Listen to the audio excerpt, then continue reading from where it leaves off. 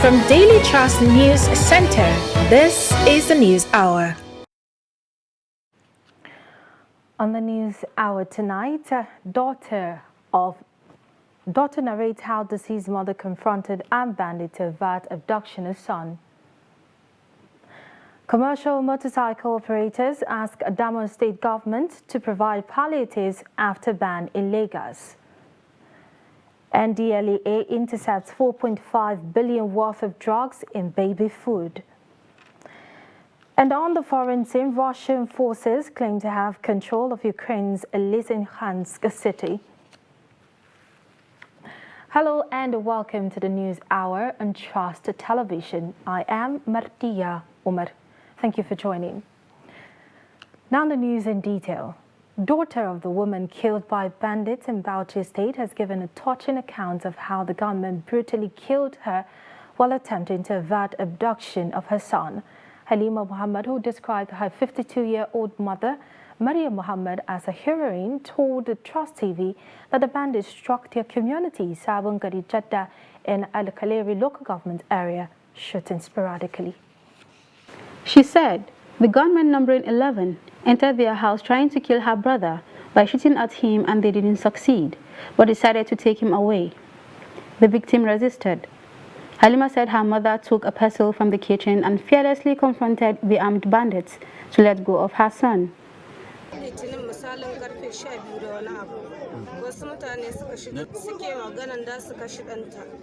The bandits attacked our house on Monday at around 12 a.m. So my mother heard the bandits planning on how they would kill her son. Upon hearing this, she ran out with a pestle to help my brother. After some struggling with the bandits, they shot her dead. The bandits were 11 in number. Eventually, Halima's mother succeeded in breaking the arm of one of the bandits, who shot her before fleeing the scene. Council chairman of Al Kaleri local government area, Yusuf Garba, said the bandits infiltrated the state through neighboring communities in Plateau and Taraba states. He said they attacked and killed 4 persons in some communities in Bauchi. The state governor, during a sympathy visit, charged citizens to join hands with security agencies and the government to prevent bandits from operating in any part of the state. According to the people of the area, the bandits came with heavy weapons. They appeal to the state government to provide security outposts in the area to prevent reoccurrence of the attack.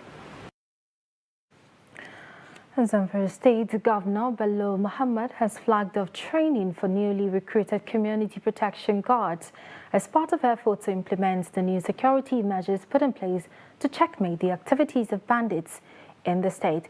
He said the recruitment of community protection guards from each of the 19 Emirate Council in the state is part of additional measures put in place to tackle banditry. Governor Bello Muhammad of Zamfara State said the increasing spate of banditry, which resulted in the loss of several lives and untold hardships to people of the state, required extra measures to contain. The governor urged the community protection guards to see their engagement as a patriotic one, adding that their names will stand out in history as people with remarkable patriotism, selflessness, and love for peace. He noted that only people with courage and bravery will offer to serve as guards in their communities to protect the people from the bandits. Governor Muhammad also called on them to work within the confines of the rules of engagement, which will be clearly spelt out during the training, pointing out that as newly recruited community protection guards, they are agents for the restoration of normalcy, building peace, and reenactment of the golden era of harmonious intercommunal relationships in the northern part of the country. As you may recall, my administration came up with additional measures for combating insurgency in the state, among which was recruitment of community protection guards in each of the 19 Emirate Council of the state. This decision was informed by our desire to work out all possible options to deal with the increased banditry attack, causing loss of lives, untold hardship, and rupturing intercommunal peace in some part of the state. As I mentioned in my previous addresses, the most critical mission of governance is the protection of sanctity and dignity of human life, We will therefore do everything possible to uphold this sacred responsibility within the ambit of the law. As community protection guards, yours is a patriotic call. Your names will stand out in history as people with remarkable patriotism, selflessness, and love for peace. Only people whose courage and bravery will offer to serve as guards of their communities. In his remarks, the Commissioner of Police, Zamfara State Police Command, Ayuba El-Kana, while expressing the command's full support to Governor Bello Muhammad in the fight against banditry, urged the recruits to always be law-abiding, God-fearing, and be objective in the discharge of their duties in order to achieve the desired goals. The establishment of Zamfara Community Protection Guard is a milestone on the fight against banditry and other crimes. We are assuring you our maximum support, and the one standing here has been trained and will be retrained to go and train others. When they leave here, they will go and meet with the DPOs, while some instructors from here will go and see them to train others. Your Excellency, I'm assuring you that this crop of protection guards have been selected, tested, they are trusted, they are dedicated, they are willing to lay their life for the safety and property of Zamfara people. Earlier, the Commissioner of Internal Security and Home Affairs, DIG Mamman Afi, retired, said the establishment of the Community Protection Guards is aimed at assisting the security agencies to secure the state from all crimes. A sad development. At least 2 persons, including the village head of Angwemperaya and Mango local government area of Plateau State, Yarima Javi, have been shot with gunmen while gunmen attacked the community on Sunday. A resident of the village, Elias Samson, who confirmed the attack in Jos, said that after shooting the victims, the gunmen abducted the wife of the village head, and fled into the bush. The village head was rushed to a nearby hospital in the Cancel area. His son, Chamson, who was also shot by the gunmen during the attack, died on the spot. And Samson lamented gunshots. Nonchalant attitude towards securing lives of the common man has been the author of the day, and he called on Nigerians to consider the current insecurity in many parts of the country and ensure that they elect the right leaders during the 2023 elections. The spokesman for the Plateau State Police Command, Alabo Alfred, could not be reached on his mobile phone as at the time of filing this report. And returning commercial motorcycle operators of Adamawa origin have made a passionate appeal to the state government to urgently intervene and provide both palliative and long-term employment for them. The distraught operators made the appeal upon arrival in the state following the ban on their operations by the Lagos state government. Salis Lawan caught up with the operators as they disembarked at Haingada in Gray local government area of the state. The report. In May 2022, the Lagos state government banned the use of motorcycles in 6 local governments, and after it set on an earlier effort at regulating activities in 2020 had not yielded desired results more than 2 years on. The enforcement commenced on 1st of June with the state government crushing motorcycles during enforcement. These operators of Adamawa origin, after several days on the road, have managed to move down what is left of their motorcycles and businesses home.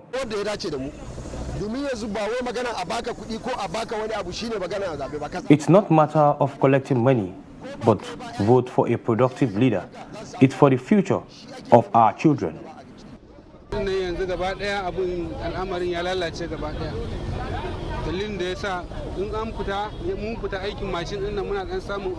The situation in Lagos now is worse.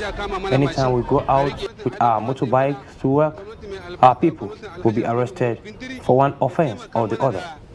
For those not working, who just stay idle and spend the little money they have with them, we are calling on the government to create enabling environment to make us contribute our own quota towards the nation building. This development has further highlighted the urgent need for various state governments to focus more attention on creating an enabling environment for citizens to engage in profitable business activities. And to political matters, the People's Democratic Party (PDP) in Katsina State on Saturday received the stalwart of the ruling All Progressives Congress and thousands of its supporters. The defectors were received by the PDP governorship candidate, Senator Lado Dammarke, in company of the state's party chairman Yusuf Salisu Majigiri and other party leaders in Matazu. Speaking to newsmen, Majigiri said over 5,000 APC members were received during the event. Addressing the mammoth crowd in Matazu, Senator Dammarke claimed that his party won all the local council seats in the recently conducted local government election, but the mandate was stolen by the ruling APC. He, however, expressed confidence that in the forthcoming general elections, PDP will easily win the state, saying with the National Electoral Commission's handling of recent polls, the truth shall prevail. He then charged all party members and supporters to ensure that their permanent voters' cards are intact ahead of the elections. And still on election matters, the Independent National Electoral Commission (INEC) has identified vote buying and insecurity as some of the major concerns ahead of the July 16 governorship election in Osun State. INEC Chairman Professor Mahmood Yakubu said this on Saturday in Abuja at high-level security and other stakeholders meeting on the Commission's preparedness for the election. Yakubu said that the synergy between the Commission and the security agencies on one hand and among the security agencies on the other ensured seamless coordination of efforts resulting in the widely acclaimed success of the June 16 governorship election in Ekiti State. He also promised to build on the success of the Ekiti experience to ensure improved performance in subsequent elections, including the 2023 general elections. The meeting, which was also tagged Interagency Consultative Committee, was attended by heads of various security agencies as well as resident electoral commissioner and the Commissioner of Police, Osun State. And the presidential candidate of New Nigerian People's Party (NNPP), Rabiu Kwankwaso, said he is disappointed with the handling of security challenges in the country by the military. Kwankwaso, who speaks with newsmen in Gombe, where he raised concern over the deplorable condition of education in the country. And Ismail Ibrahim reports further. Kwankwaso visits Gombe State to open an NNPP office ahead of the 2023 general elections. Speaking in an interview, the two-term governor of Kano State said the country's educational sector is destroyed. Nobody is happy except very few people. Less than 1% of the people of this country are the ones that are happy. Even then, they must feel guilty if they have any concerns. They have to feel that something is wrong, and everybody knows something is wrong, ranging from the economy to the issue of security.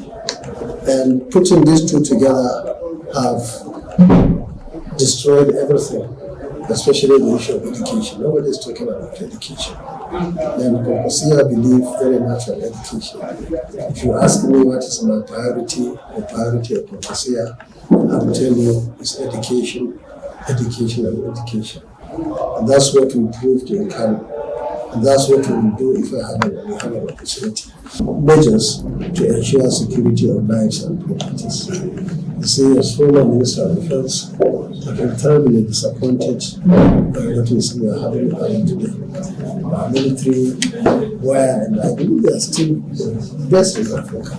The governorship candidate of the NNPP in Gombe State, Hamisu Mailantarki, said his party is ready to address the country's problems. Of Gombe, they all know, they are watching what is happening in Nigeria.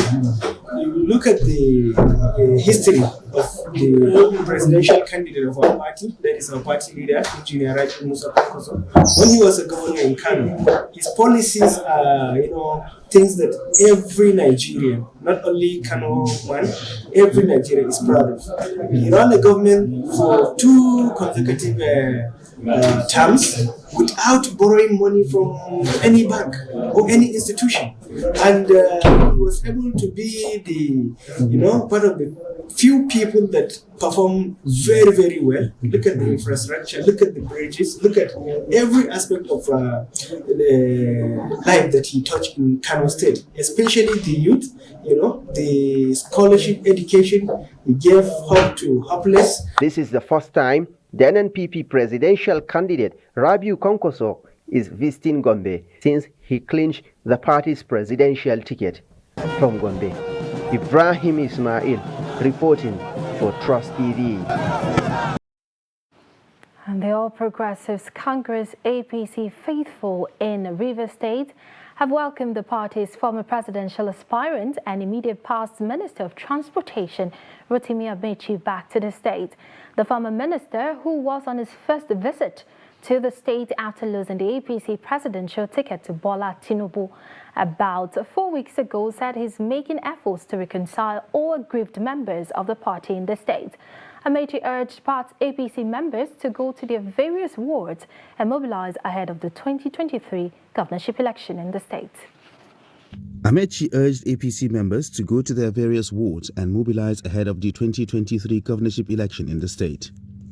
All those who are afraid of election and they want to go to court to remove people's names, but why are they afraid of election? I thought they are popular. Yeah. We will test ourselves in the election. It will be total arrogance to just sit at home and think you will win. Trust the courts. Trust the courts. Justice will be done. Don't be afraid. Go home and work. Our job is to do what? That's why I came. I came to thank you. I came to urge you to go home and work. Let all of us be unit leaders. No more local government leader, no ward leader. If you check INEC is no longer announcing ward result. They are announcing what? On the alleged 96 billion naira involving the fraudulent sale of assets of the state, Amechi stated that based on judgment of the Supreme Court, the state government needs to take the report of the panel that investigated the matter to the Independent Corrupt Practices and Other Related Offences Commission, ICPC, for a fair hearing. The thing that was done transparently. There was an agency called the Public Procurement Agency, and all those things passed through. I hope that the governor has good lawyers. The Supreme Court said in their judgment, when they said he has powers to set up a panel, and that the job of the panel is to gather information. That after they have finished gathering information, that they will pass the information to either ICPC, police, or EFCC. The police has not invited me. ICPC has not invited me. EFCC has not invited me. We have won. Why have we won? Number one, at the grassroots, we are number one. Number two, on every ballot, we are number one. Number three, we serve a God that is number one. APC, take position. For your reassurance, here is the man who laid the foundation for whoever is who in the current political dispensation in Rivers State. Whether you are for APC or PDP, he laid the foundation. I am a witness. The former presidential aspirant said he is not aware of any alleged move by the APC presidential candidate Bola Ahmed Tinubu to reconcile him and a chieftain of the party in the state, Senator Magnus Abe. And youths have been told to trip out and ensure that they are registered at the ongoing continuous voter registration exercise as the only tool to secure a prosperous Nigeria. Speaking at an event in Ilorin, All Progressives Congress candidate for Ilorin West as our federal constituency, Mukhtar Shagaya, said it is high time that the youth take part in the selection of leaders of the country and avoid sit-at-home syndrome. What we do now is to key into that process. We've been given an extended opportunity for all of us to go and have the opportunity to express our democratic right? And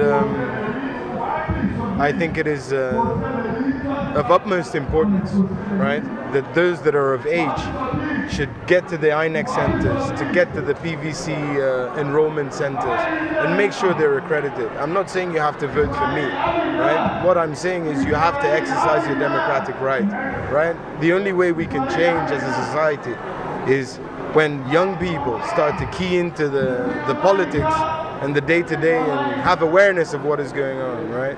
So the more and more young people can key into these things, the more and more we would all get engaged and all start to see a difference in the Illawarra West and Asra Federal constituency.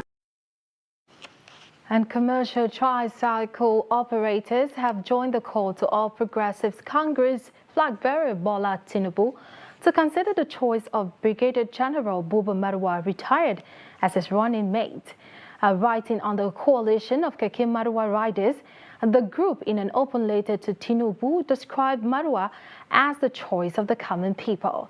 According to the letter, the group acknowledged Marwa's contribution to creating livelihood for millions of people through the tricycle transport system. We want Tinubu carry Buba Marwa as vice president for Nigeria because Buba Marwa will help people. When they drive Keke for Abuja, will help my mother, will help my sister, will help my father, will help my everybody, will help my family. For this Marwa, I buy Keke my own now, and I drive Keke now on my own now. We want Buba Marwa as vice president for Tinubu 2023.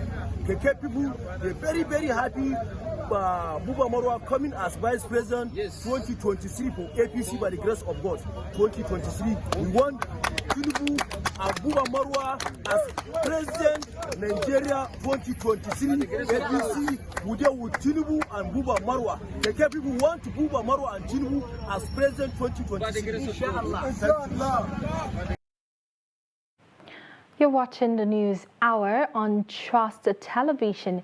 Coming up after the break, we'll take a look at migrant women farmers in Niger State. This and other stories shortly. To stay with us.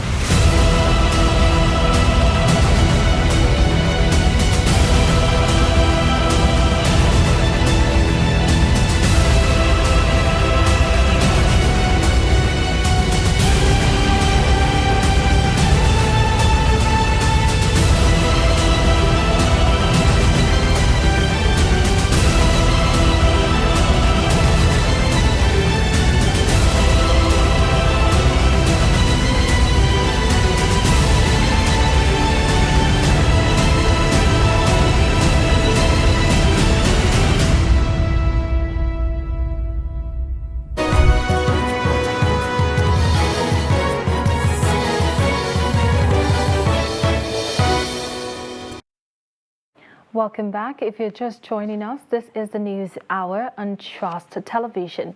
A quick look at our top stories again.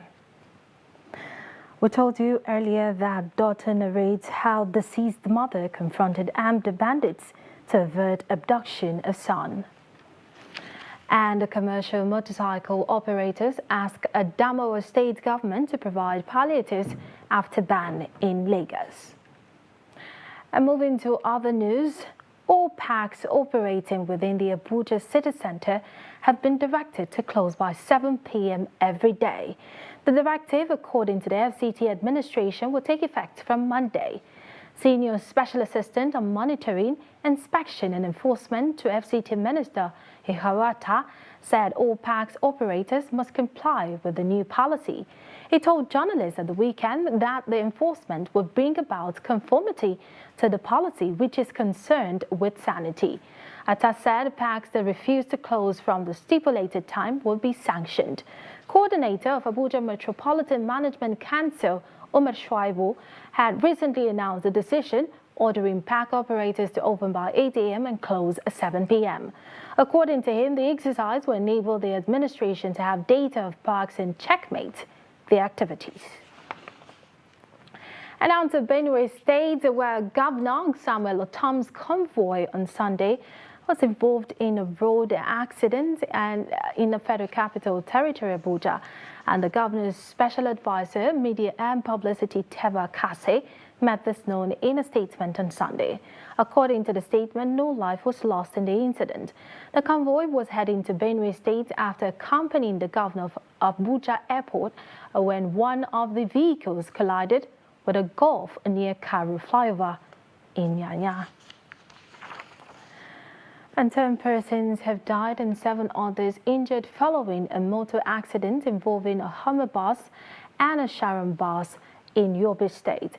The incident happened on Saturday night near Gashaka along Potiskum Gombe Road at about 10:22 p.m.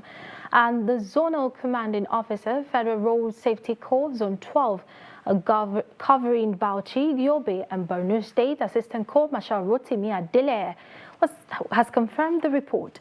He said that the accident happened as a result of overspeeding by the driver of the Sharon bus.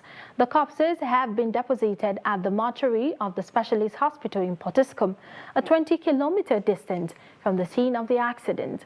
Those injured have also been rushed to the hospital. And 11 persons have lost their lives to a multiple auto crash near Isara Bridge, Ugere, off the Lagos-Ibadan Expressway on Saturday night. 7 other persons also sustained varying degrees of injuries in the inferno that resulted from the accident. Federal Road Safety Corps Sector Commander in Ogun, Ahmed Umar, confirmed the figures of the accident victims to the news agency of Nigeria on Sunday in Abeokuta. Umar stated that the accident, which occurred at 10:35 p.m., involved 2 Mazda buses and a car that was caused by excessive speeding. He added that the affected vehicles and the dead were burnt beyond identification and recognition. 6 of the 7 injured persons were taken to a hospital at Ogere for treatment, while 7th person was taken to Bangkok University Teaching Hospital, also in Ogun State, for treatment. Omaru said that the injured are 5 male adults, 1 female adult and a male child. This is another in a series of fatal accidents on the expressway, which is reputed to be one of the busiest in Africa, carrying hundreds of thousands of cars, buses, trucks and other means of transportation daily. And operators of the National Drug Law Enforcement Agency, NDLEA, have intercepted 22 blocks of heroin weighing 23.55 kilograms concealed in packs of baby food at the Murtala Mohammed International Airport, Lagos. And the consignment, with a street value of over 4.5 billion naira, came from Johannesburg, South Africa, on board South African Airways flight on Wednesday, 29th June, as part of a consolidated cargo that arrived at Sako Import Shed of Lagos Airport. The report. After a series of follow-up operations that led to the arrest of 2 freight agents, the actual receiver of the drug consignment, GK Okeke Weni, who distributes the substance for his South Africa-based partner, was arrested the following day, Thursday, 30th June, at a logistics warehouse in Ajawa Estate, Ikeja. GK claimed during a preliminary interview that he is also into fish farming. Before the arrest of Chike, NDLEA officers at the airport on Monday, 27 June, arrested a former driver with the public transport company BRT, Muyiwa Babalola Bulujoko, for ingesting 90 pellets of cocaine. He was arrested at the screening point before boarding a Qatar Airways flight en route to Doha to Sharjah, with his trip expected to terminate in Dubai, UAE. The 39-year-old was placed under excretion observation after body scan results confirmed drug ingestion. While in custody, the suspect excreted all the 90 pellets in 4 excretions. He claimed he left his 60,000 naira per month job as BRT driver in February and decided to work as drug courier to raise funds to buy a shuttle bus popularly called Korokbe in Lagos to continue his transport business. Operatives also on Thursday, 30th June, intercepted an inbound consignment of cart leaves, which arrived at the narco import shed of the Lagos Airport Royal Air Maroc flight from the Middle East. A total of 71 cartons of dried cart leaves with a gross weight of 2,434.3 kilograms were discovered in the cargo. In the same vein, anti-narcotic officers of the agency also last Thursday seized 37 parcels of Colorado, a variant of cannabis with a total weight of 19.30 kilograms, which arrived the narco import shed from Los Angeles, USA on a Delta Airlines flight. Chairman and Chief Executive Officer of the NDLEA, Brigadier General Muhammad Buba Marwa, retired, in a statement from the Director, Media and Advocacy, Femi Babafemi, expressed satisfaction with the exemplary performance of the officers and men of the Murtala Mohammed International Airport Command in the past week and charged them to remain steps ahead of the tricks by the desperate drug cartels.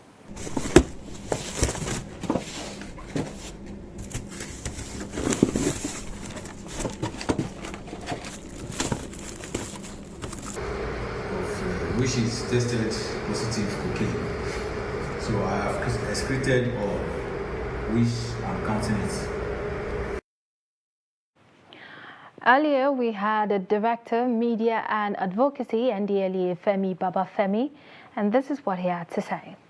In the past couple of months, if I can say precisely in the last 17 months, we've had in the area of drug supply reduction, we've actually had enforced the law, and our enforcement of the law has led to the arrest of more than 17,000 offenders.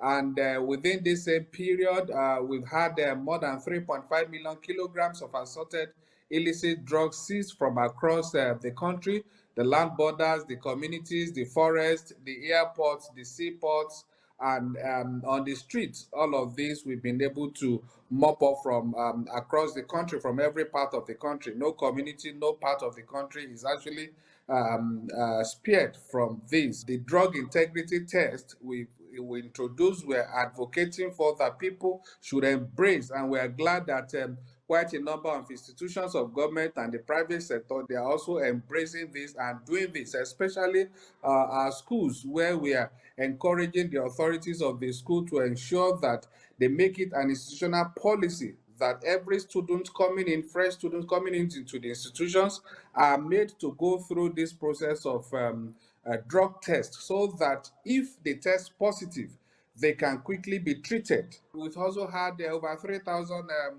offenders also convicted and presently serving jail terms across the country. In addition to that, when we come to the issue, the area of drug demand reduction, where we actually do, where we try to prevent people who are not abusing drugs yet from falling into that bracket. We've also initiated what we call the War Against Drug Abuse, which was actually an advocacy initiative launched by President Buhari on June 26th last year, that's 2021. The whole essence of that was to mobilize every citizen in Nigeria, be you an individual, group, associations. And the news hour on Trust Television will continue after this short timeout. Stay with us.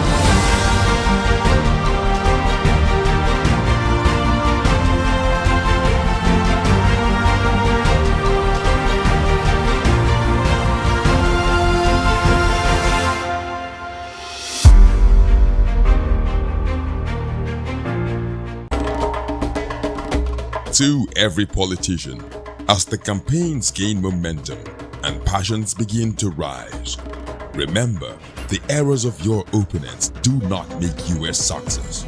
Do not run down your opponent and inflame passions to violence between and among your supporters. What counts is what you plan to do for the electorate and how you intend to relieve the sufferings and bring succor. Nigeria is in dire need of patriotic leaders at all levels, leaders who will make national development their priority. Concentrate on telling the electorate what you intend to do when you get into office. Focus on making your vision clear to the electorate. Don't engage in verbal abuses, fake news or speeches. Keep dealing with issues that will bring progress. You win the hearts and minds of the people by being above board, by being civil, patriotic, and showing empathy. Let's join hands to make the 2023 elections peaceful. A message from the National Orientation Agency.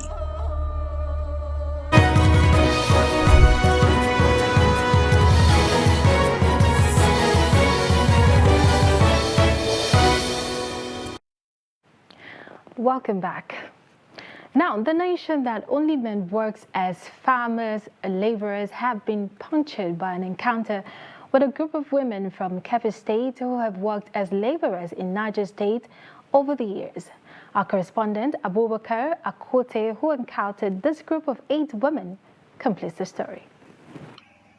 It is said that what men can do, women may do even better. This group of married women work as hired laborers on farms belonging to men, including that of the former head of state, General Abdulsalami Abubakar.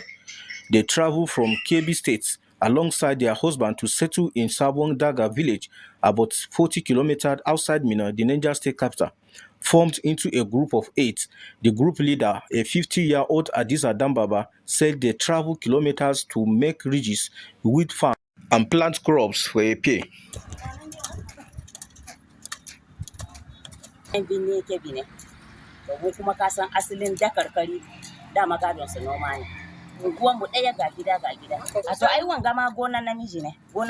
Farming has always been our pride. We are from Birnin Kebbi, and we are being called here to work on this farmland.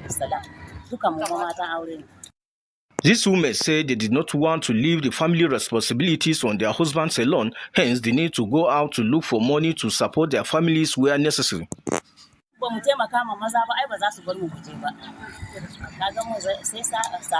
If I don't help my husband, who will I help? The reason why we are doing this is to help our husbands and children.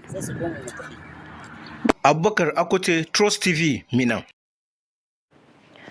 And former Nigeria's High Commissioner to South Africa, Ambassador Shehu Malami, says the contemporary situation in Nigeria is worrisome and everyone is to blame for it. The ex-diplomat, who holds the title of Serikin Sudan of Wurno, while appearing on Trust TV's program Reminiscences, speaks on previous contest for Sultan of Sokoto. And journalists face hazards and sometimes harassment in course of covering news. A reporter with Trust Television, Abbas Dalibi, had an encounter with with uniformed men at a popular cattle market in Lagos, where he went to monitor prices of sacrificial animals ahead of Eid al-Kabir. He said while interviewing buyers of Okwaba market, Sheyi Babatunde said to be a veterinary doctor came with two armed soldiers who interrupted his work, intimidated and harassed him, and they also dragged him to their base in cattle market, where they forced him to drop his phones. I don't know them. I don't know what they are. You don't need to know me. Do you ask me? Do you ask me who I am? I don't need to know who you are because you know this is a government establishment. As government giving you permission to come and do anything here, you say management. No. I'm telling you.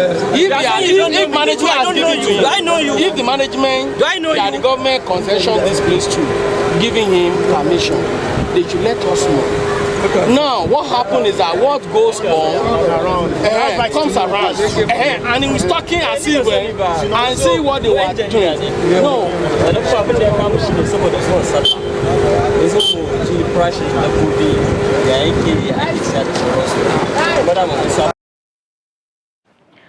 And Socio-Economic Rights and Accountability Project, SERAP, has urged President Muhammadu Buhari to urgently recover missing 105.7 billion naira of public funds from ministries, departments and agencies to fund the country's public tertiary institutions, improve the welfare of staff members and ensure that the striking Academic Staff Union of University ASU return to class without further delay. SERAP said, pending the recovery of the missing public funds, we urge you to redirect some of the presidency's budget of 3.6 billion naira on feeding and travels and the 134 billion naira allocated to National Assembly in the 2022 budget to meet the demands by ASU. And the later dated 2nd July 2022 and signed by SERAP Deputy Director Kolawole Oluwadare, the organization said meeting the demands by ASU would confront the persistent and widening inequality in education opportunity and promote equal protection for poor Nigerian children. And President Muhammadu Buhari on Sunday inaugurated a 55 kilometers Nguru-Gashua Baimari Road and handed it over to Yobe government. President Buhari, who was represented by Minister of Power Abubakar Aliyu, said the project was part of federal government's commitment to improving road transport infrastructure and economic growth by extension. In his remarks, Babatunde Fashola, Minister of Works and Housing, who was represented by Celestine Showusu, the ministry's director, Highways Northeast, noted that the ministry had commenced the first of the second phase of project completion and handovers in the country. He expressed gratitude to the Ministry of Finance, members of National Assembly and Chairman of the Senate and House Committees on Works and the 8th and 9th Assembly for their support. And on the international scene, Uzbekistan has announced a month-long state of emergency in an autonomous republic where rare protests forced President Shavkat Mirziyoyev into a reversal of certain constitutional reforms. Press Secretary to the President, Shahzod Asadov, said the state of emergency in the Republic of Kazakhstan would run from just after midnight on Sunday to August 2nd. He said the measure is to ensure the safety of citizens, protect their rights and freedoms, and restore law and order in the territory. Police dispersed the protesters after some tried to storm local government buildings in the region's capital, Nukus, following a march and a rally at the city's central market. Under the current Uzbek constitution, Kazakhstan is described as a sovereign republic within Uzbekistan and has the right to succeed by holding a referendum. And still on the international scene, Russia's defense minister Sergei Shoigu said Russian forces have taken control of the last major Ukrainian-held city in Ukraine's Luhansk province on Sunday, bringing Moscow closer to its stated goals of seizing all the Ukraine's Donbas region.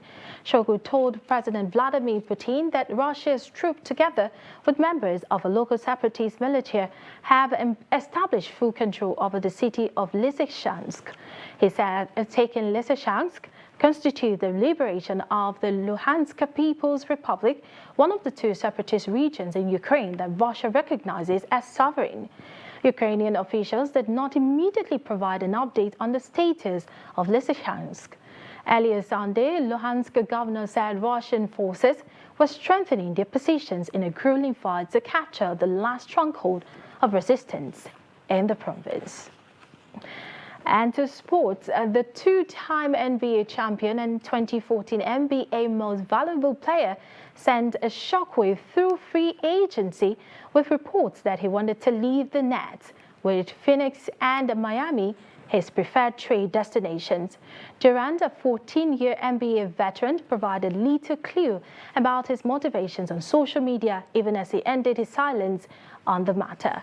Durant, who turns 34 in September, averaged 28.7 points, 7.3 rebounds, and 6.1 assists in the past 2 seasons with the Nets after leaving Golden State and missing the entire 2019-2020 campaign with a right Achilles tendon injury.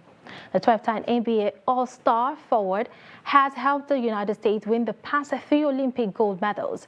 His arrival with the Nets, together with Kyrie Irving, brought hopes that Brooklyn would become a powerhouse club, but lofty dreams never came to pass. We'll take a break and we'll be right back.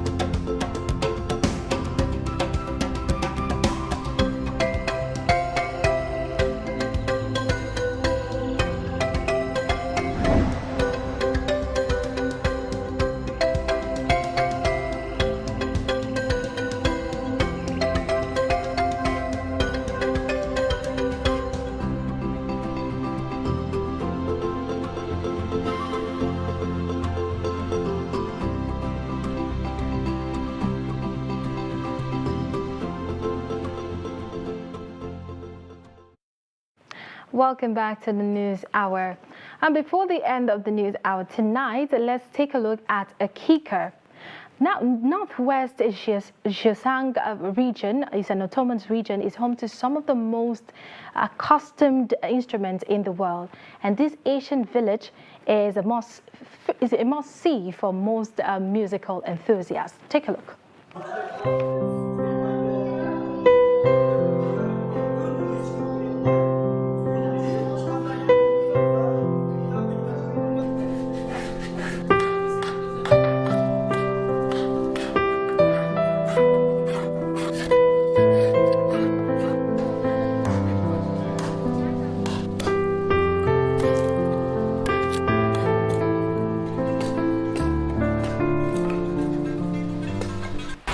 Ama resimdeki bolsa meningki bovam boldu. Biz 4 avlod shu chalg'oy yasab davomlashtirib kelyapmiz. Biz 4 akufka shu mamlakatniki har qaysi joylarga shu yasagan chalg'ularimizni setib chiqarib, o'zimizning kirimizni oshirib boy bo'ldik.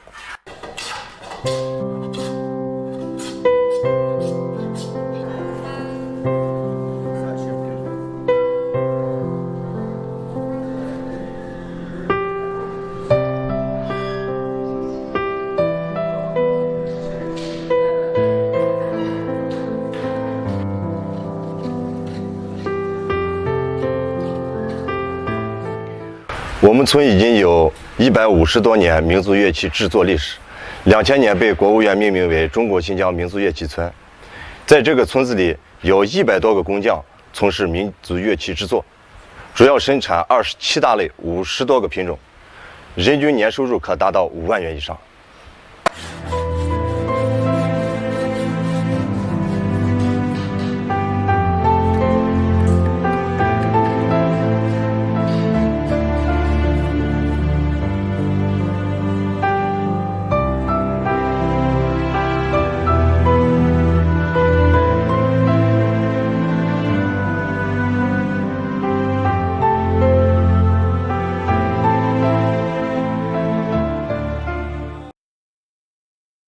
Musical enthusiasts will surely be amazed by this wonderful piece. And that's how we've come to the end of the news hour tonight. For more, you can visit us across all our social media platforms. I am Martia Umar. Have a wonderful night.